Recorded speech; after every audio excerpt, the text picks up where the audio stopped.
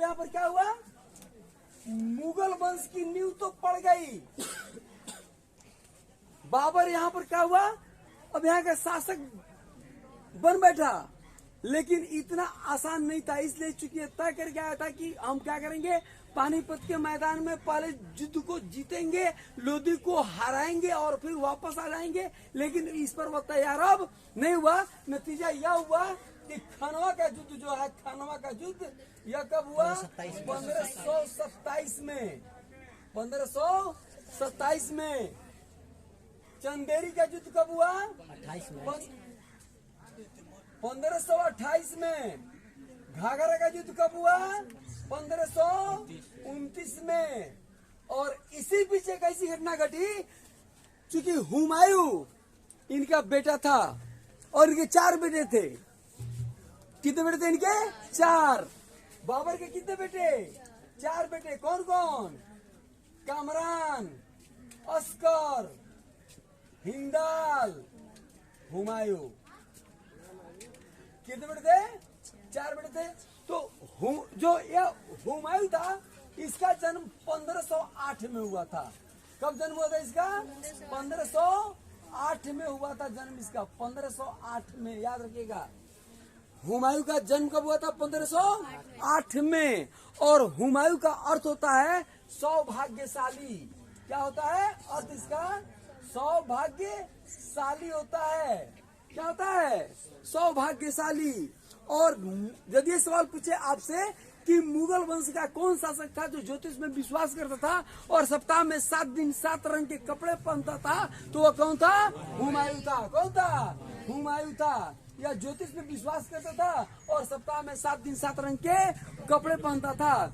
संजोग ऐसी बनी कि इस हुमायूं की तबीयत खराब हो गई, और जब तबीयत खराब हो गई, यह मरने के जब करीब पहुंच गया, तो बाबर जब भी नमाज पढ़ता तो अपने ये सजदे में कहता कि हे अल्लाह, मेरे बेटे को तुम ठीक कर दे, भले इसके बदले में तुम मुझे ले चल। मेरे बेटे को तुम ठीक कर दे, भले इसके बदले में तुम मुझे ले चल। और खुदा ने कहा, सुनी बात को, बाबर धीरे धीरे बीमार पड़ने लगा और हुमायूं धीरे धीरे क्या होने लगा, चंगा होने लगा। बाबर धीरे धीरे क्या होने लगा, बीमार पड़ने लगा, और हुमायूं धीरे धीरे चंगा होने लगा। एक दिन घटना घटी कि 26 दिसंबर 1530 को बाबर की मृत्यु हो गई। किनकी मृत्यु हो गई, बाबर की मृत्यु हो गई। बाबर की मृत्यु हो गई। बाबर की आत्मकथा है बाबरनामा। बाबर की आत्मकथा का नाम क्या है, बाबरनामा। जिसको किसने लिखा है, याद रखिएगा, बाबरनामा किसने लिखा है, बाबरनामा को लिखा है बाबर ने ही लिखा है। कौन लिखा है, बाबर ने लिखा है। किस भाषा में लिखा है, तुर्की में लिखा है। किस भाषा में लिखा है, तुर्की भाषा में लिखा है बाबरनामा को। किस भाषा में लिखा है, तुर्की भाषा में लिखा है। क्या, बाबरनामा। कौन, बाबर। और बाबर का खेल अब यहीं पर क्या हुआ, समाप्त हो गया। बाबर का खेल क्या हुआ यहाँ पर, समाप्त। और अब हिंदुस्तान में जो तुर्क अफगान शासन जो 1206 से 1226 तक जो चला, उस युग का अब क्या हुआ, समापन हो गया। और यहाँ से नए युग की शुरुआत हुई। और वह युग कौन था, मुगल काल का युग था। कौन, जिसका प्रथम शासक कौन बना, बाबर। कौन बना,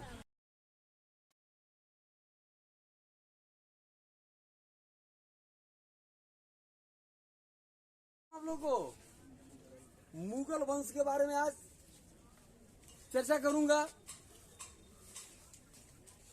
यह मुगल वंश का संस्थापक बाबर था। कौन था, बाबर। जो बाबर तुर्की भाषा का शब्द है। बाबर किस भाषा का शब्द है, तुर्की भाषा का शब्द है, जिसका अर्थ होता है बाघ। क्या अर्थ होता है इसका, बाघ। और बाबर जो था, बाबर का जन्म 14 फरवरी 1483 मध्य एशिया के फरगना में हुआ था। मध्य एशिया के फरगना में हुआ था। क्या हुआ था? 14 फरवरी 1483 को मध्य एशिया के फरगना में इनका जन्म हुआ था और इनके पिता का नाम था उमर शेख मिर्जा। क्या नाम था? उमर शेख मिर्जा। उमर शेख मिर्जा। और इनकी माँ कौन थी? कुतलुग निगार। कौन थी? कुतलुग निगार। जब बाबर, आप लोगों को मैं पहले भी, जब आप लोग 10th में थे, इस समय आप लोग आज फर्स्ट डे आए हैं, मैंने बताया है आप लोगों से बार बार इस चीज को कि विदेशी आक्रांताओं ने इसे लूटने का काम बहुत अच्छा से किया है। मैंने यह भी बताया है कि भारत को क्या कहा गया है? सोने की चिड़िया। लेकिन जितने विदेशी लोग यहाँ पर आए तो किसी ने इसके पर तोड़ डाले, तो किसी ने इसके चोंच तोड़ डाले। मैंने जिसने जैसे चाहा इसको तोड़ा, लूटा, खसोटा, सब कुछ किया। यह बाबर जो 14 फरवरी 1483 को मध्य एशिया के फरगना में पैदा हुआ था, यह भी भारत को लूटना चाहता था, भारत पर अपना शासन स्थापित करना चाहता था। लेकिन उस समय क्या था? यहाँ पर दिल्ली सल्तनत जो था, दिल्ली सल्तनत, उसका अंतिम वंश जो था, सल्तनत जिसका अंतिम वंश लोदी वंश था। कौन था? लोदी वंश, जिसके अंतिम शासक थे इब्राहिम लोदी। कौन थे? इब्राहिम लोदी। ये शासन कर रहे थे। लेकिन ये जो लोदी वंश का शासन भारत में चल रहा था, उसके पहले भी बाबर 4 बार भारत में आने का, माने वो आने की कुछ कर चुका था, लेकिन उसे सफलता कभी नहीं मिली। लेकिन जब यहाँ के लोग उससे मिल गए भारत के, और उसको भारत पर आने का न्योता दिया, लेकिन न्योता इस शर्त पर दिया कि आप क्या करेंगे? इब्राहिम लोदी को परास्त कर देंगे और करने के बाद यहाँ से आप लौट जाएंगे। क्या करेंगे आप? उसको परास्त करने के बाद यहाँ से आप लौट जाएंगे। बाबर इस मौके की तलाश में था, खोज में था। बाबर क्या किया? बाबर यहाँ पर पहुंचा और 21 अप्रैल 1526 को, याद रखिएगा, 21 अप्रैल 1526 को पानीपत के मैदान में, कहा? पानीपत के मैदान में इब्राहिम लोदी, कौन? इब्राहिम लोदी और बाबर के बीच युद्ध हो, मैंने इन दोनों के बीच युद्ध शुरू हो गया। अगर पूछेगा कि पानीपत की पहली कब लड़ाई हुई थी, तो 21 अप्रैल 1526 को हुई थी। किसके बीच हुई थी? तो इब्राहिम लोदी और बाबर के बीच हुई थी। बाबर का जन्म कब हुआ था? 14 फरवरी 1483। कहाँ हुआ था?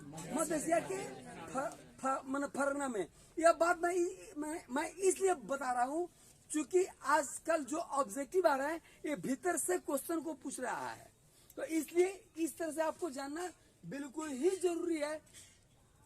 कब आया, कैसे आया, कौन युद्ध हुए, कौन हारा, कौन जीता, बता रहे ना। तो यहाँ जब दोनों के बीच युद्ध हुई, तो उस समय बाबर क्या किया? तोपखाना का प्रयोग किया था पहली बार। बाबर क्या किया था? पहली बार तोपखाना का प्रयोग किया था। पहली बार तोपखाना का प्रयोग किसने किया?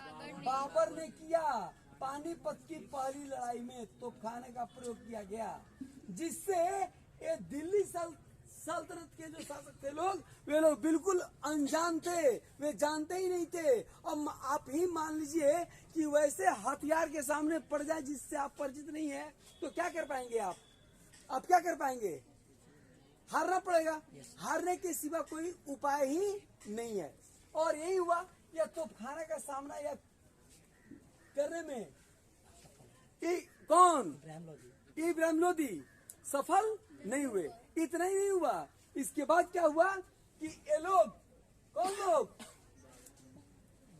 मुगल वंश के लोग बाबर तुगलमा युद्ध पद्धति, कौन युद्ध पद्धति, तुगलमा युद्ध पद्धति का इस्तेमाल किया। या अब आप हमसे कह सकते हैं कि सर यह कौन पद्धति है, तो तुगलमा युद्ध पद्धति जो है यह है कि शत्रु की सेनाओं को तीन ओर से घेर लेना, शत्रु की सेनाओं को तीन ओर से घेर लेना और एक ओर से क्या करना, अटैक करना। और मान लीजिए कि शत्रु की सेना को तीन ओर से घेर लिया जाए, मैंने भागने की भी नौबत ही नहीं मिले और एक ओर से एकदम वार किया जाए, तो क्या वह सेना हारेगी या जीतेगी? इब्राहिम लोदी की सेना वहां पर क्या हुई, परास्त हुई, हार गई। किस कारण? यह तोपखाना का प्रयोग पहली बार हुआ था इसलिए, और इस तुगलमा युद्ध पद्धति के कारण वह क्या हुई, उनकी सेना हार गई। हार ही नहीं गई बल्कि लोदी मारे भी गए उसमें। और अब क्या किया यह बाबर भारत में मुगल वंश की नींव डाला। क्या किया यह, मुगल वंश की नींव डाला। कौन डाला, बाबर डाला। कब, 1526 में, 1526 में।